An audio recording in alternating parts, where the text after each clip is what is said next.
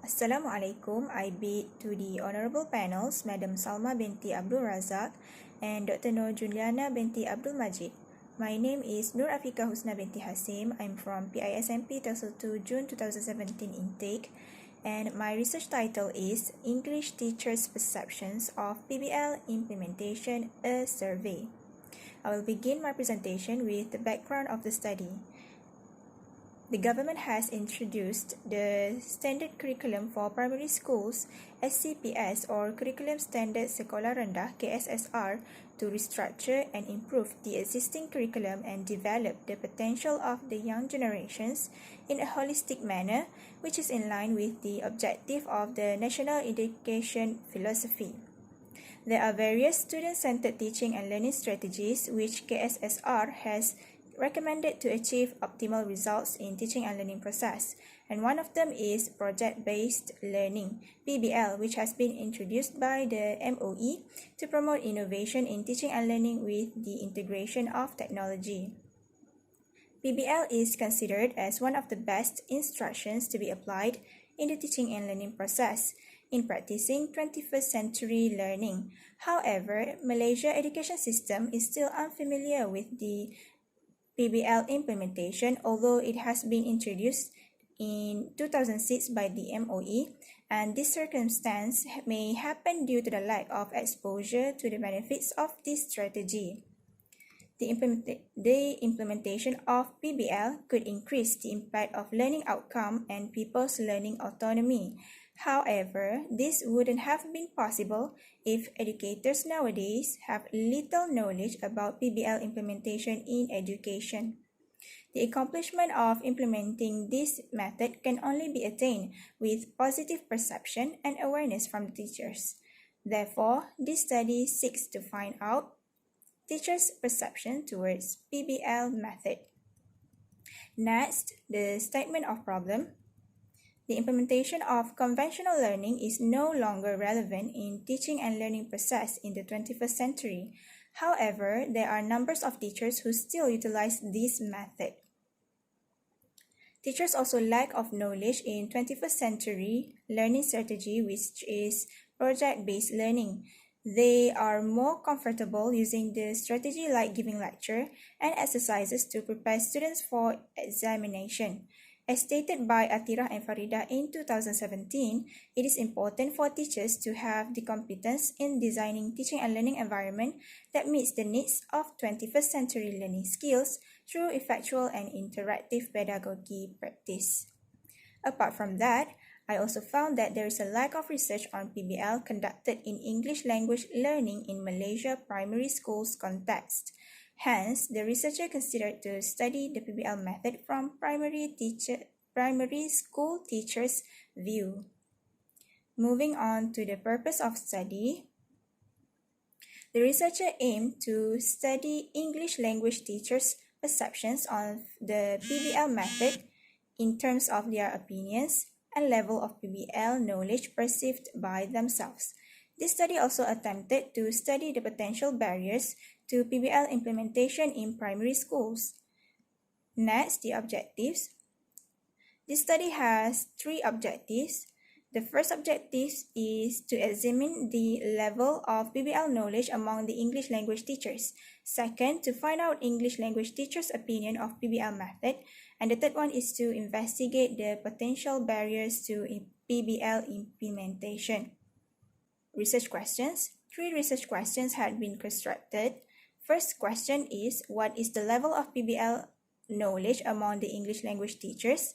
Second question, what is the English language teachers' opinion of PBL method? And the third question, what are the potential barriers to the implementation of PBL? Next, this study is significant to the teachers and the school administrators. For teacher, the findings of the study might motivate them to enhance their knowledge of PBL method.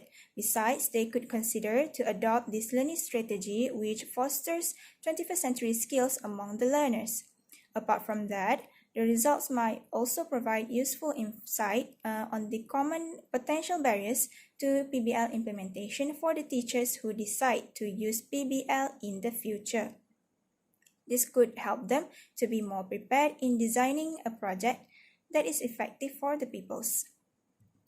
The results of the study are also expected to help school administrators in developing effective learning strategies. Besides, school administrators are able to resolve whether any amendments should be made to address the potential barriers found in implementing PBL. The results of the study may also help inform the school administrators regarding how to increase teachers' participation in using PBL as one of their teaching approaches.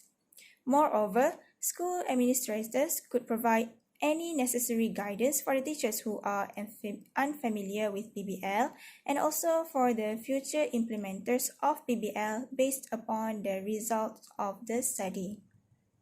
These are the past researches that I have found, and there are more. And the first one is a study by Habo and Nagy in 2016 found that PBL method was favored by the teachers and they recognized their roles as facilitators, agent of change, and moral values transmitted in a PBL classroom context.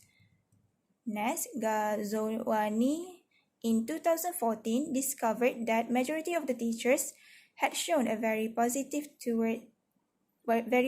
attitude towards PBL and they had a good understanding about it.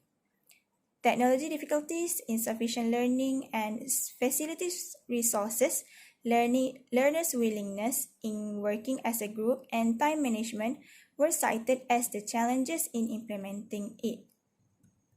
And findings in Yong, Cook, Gerard, and Xia revealed that teachers in Ningbo, China were positive towards PBL method.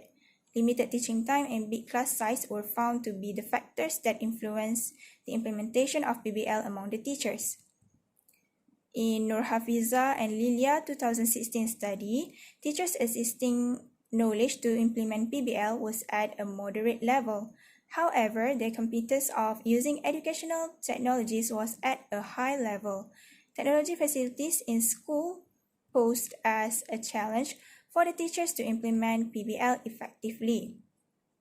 Studies related to problem-based learning in Malaysian context were also referred because past researches about teachers' knowledge of PBL were very limited and both methods have a lot in common. And the results in No Amalina and Zanatun in 2018 demonstrated a high level of knowledge about problem-based learning, moderate level of application skill, and a high level of attitude among the teachers. Meanwhile, Zamri and Jamilah 2018 reported that the teachers had a low level of problem-based learning knowledge, moderate implementation skill, and high attitude towards this approach.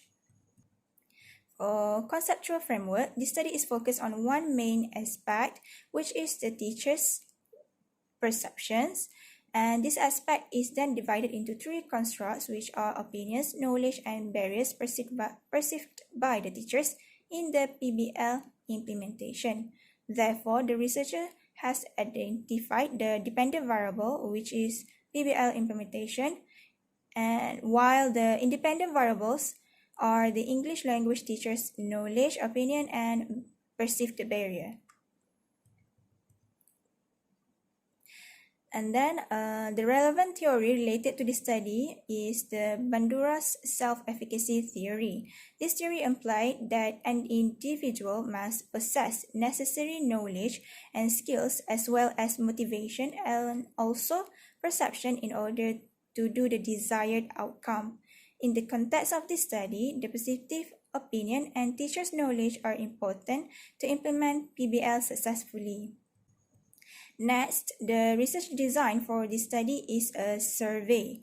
The study employed quantitative approach and closed-ended questionnaire was used as the research instrument. Moving on to the population and sample, the population of this study was English language teachers from primary schools in Kuala Nerus, while the sample English language teachers from 16 selected primary schools in Kuala Nerus, Terengganu. And the sample of the study was chosen using random sampling. Next, the instrument used for data collection was questionnaire. The questionnaire was adapted from Amalina and Zanatun in 2018 and Nur Afiqah and Lilia 2016 to the context of this study. Respondents specified their level of agreement to the close-ended question based on 5-point Likert scale ranging from strongly disagree to strongly agree. There were 4 sections in the questionnaire. Section A, background information of the respondents. Section B, level of PBL knowledge among the teachers. Section C, teachers' opinion of PBL. And Section D, barriers to PBL implementation. Research procedure. It started with the preparation of research proposal, then consultation with supervisor. After the instrument was approved, the researcher proceeded to data collection process. After that, the data was analyzed and finally writing the report. Next, data collection procedure. Before distributing the online questionnaire to the sample, the researcher had asked the permission to conduct this study from the headmasters. Permission letters were written and emailed to the selected schools. The researcher also contacted the schools to get the confirmation and approval from the headmaster. After the researcher managed to obtain the approval, the questionnaire link was sent to the teachers. The respondents were given 1 week to answer the questionnaire.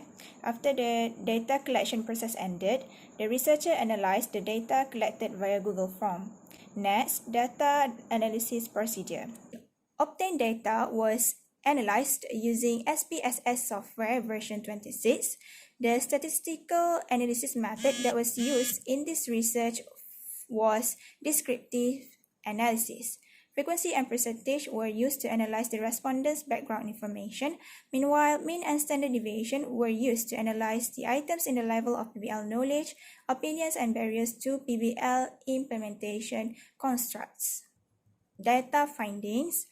For research question 1, the level of PBL knowledge among the teachers, the mean score obtained was 3.69 and standard deviation of 0.51.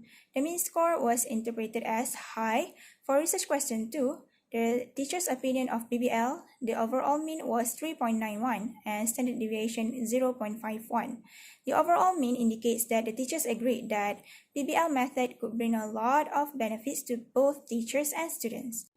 For research question 3, it is found that the overall mean of the barriers to the PBL implementation was 3.51 and standard deviation 0.69, with the interpretation that the teachers agreed that all factors listed posed as the barriers in the PBL implementation.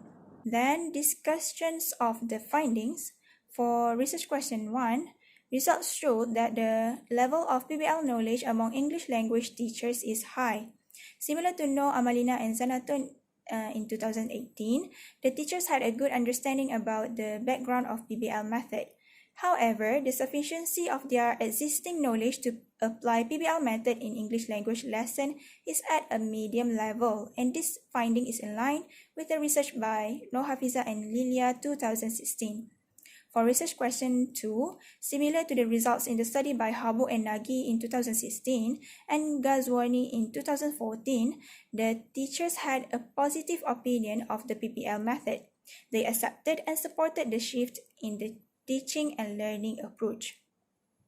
For research question 3, the most prominent barriers to PBL implementation are related to class size, which corresponds to the research by Kim in 2015, and the learning resources, which corresponds to the studies by Yong, Ko, Gerard, and Sia in 2017.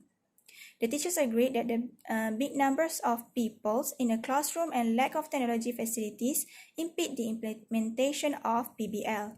In conclusion, the teachers had a profound basic knowledge of PBL.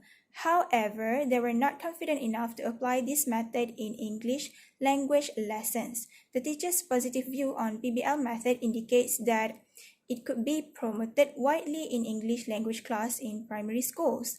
As regards the barriers, the teachers could use their creativity to overcome the barriers, and the school administrators should also give them necessary support to ensure PBL could be implemented efficiently. There are several recommendations. The researchers suggested that larger sample size that includes English language teachers in the whole Malaysia should be used in further research to obtain a clearer view on the teachers' knowledge, opinions of PBL and barriers in PBL implementation. It is also recommended to use qualitative research which utilize interview method to find out to what extent the implementation of PBL among the English language teachers. Besides, it would be beneficial for future studies to include students as the sample to investigate their level of readiness towards the implementation of PBL. Lastly, the implications. For English language teachers, the finding in the study may motivate teachers to enhance their knowledge and understanding on PBL method either formally or non-formally. For the school administrators, they should have higher awareness of the importance of PBL implementation in primary schools, and they are responsible in giving necessary assistance and encouragement to the teachers by preparing continuous professional development activities. For MOE, they should consider the pre-service teacher training as an early educational intervention because it would take a lot of time for the educators to learn to apply PBL in teaching practice. MOE also ought to take action in addressing the lack of technology facilities in schools by providing a conducive learning environment for PBL to take place. That's all from me. Thank you.